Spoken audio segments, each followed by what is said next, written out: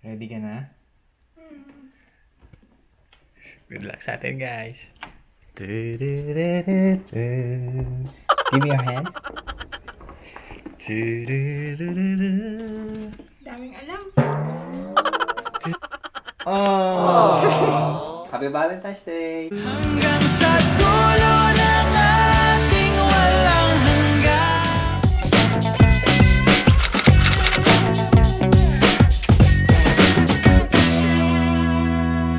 Ayun, kaka-out ko lang galing work.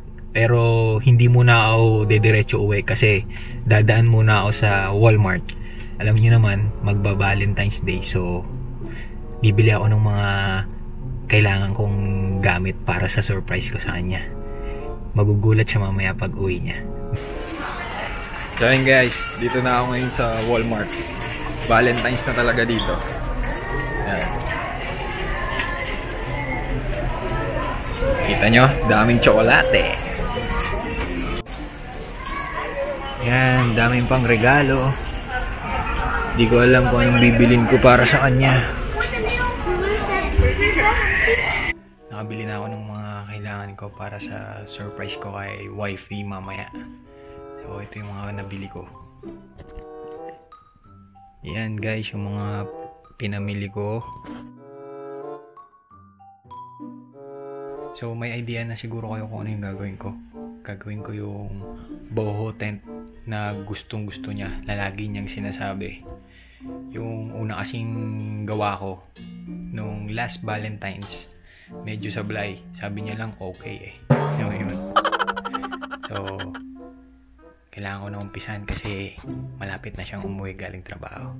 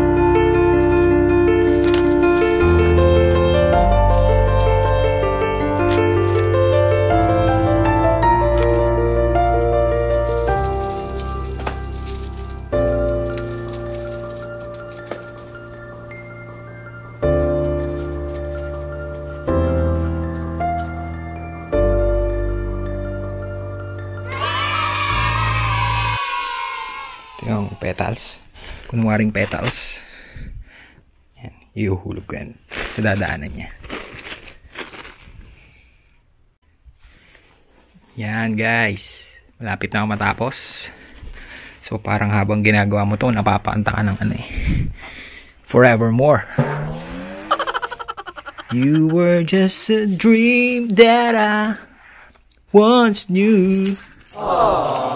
Never thought I would be right for you. Parang magpo-propose lang. Ayan. More pa, more. Sa pituan. Ayan guys, meron tayong camera doon at saka camera dito. So para makuha natin lahat ng reaction niya. Sana maging successful tong surprise ko sa kanya. Talagang inaway ko siya kagabi.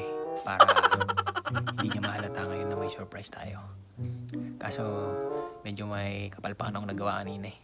Ginamit ko yung credit card niya. So sana hindi nag-notify yung credit card company dun sa mga pinagbibili ko kanina. Yun. And wish me luck guys. Malapit na siya umuwi, so susunduin ko na siya. Balikan ko kayo pagka nasundo ko na siya. Good luck! Dito na ako sa work niya. So inaantay ko na lang siyang tumawag. Yan, tumatawag na siya guys.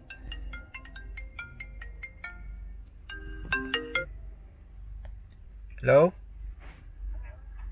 Ah. Saan ka? Nandito na ako sa parking. Kanina ka pa? Mga 15 minutes. Malapit na ako. Mga ilang minuto ba? Ha? Saglit na lang, mga hindi na abot ng 30. Okay, sige. Antayin na lang kita dito sa labas. Sige. Okay, bye. Love you. Bye-bye. Dito na siya, guys. Good luck.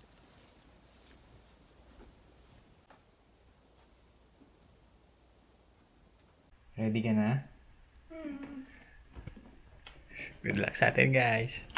Give me your hands.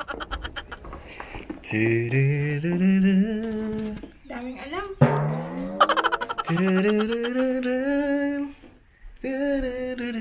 Dami mo alam talaga.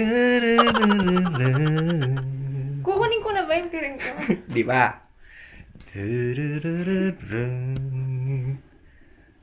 Okay, pwede mo nang tanggalin. Oh! Happy Valentine's Day! Hanggang sa dulo ng ating walang hanggan. Parang di po siya na-surprise. I love you. Oh, sarap. Yun eh. Yun ang kapalit nun, yung effort mo. Happy ka ba? Oo naman. Na-surprise mo kita? Aww. So, di pa dyan nagtatapos. Meron pa tayong gagawin. Diyan ka muna sa gitna.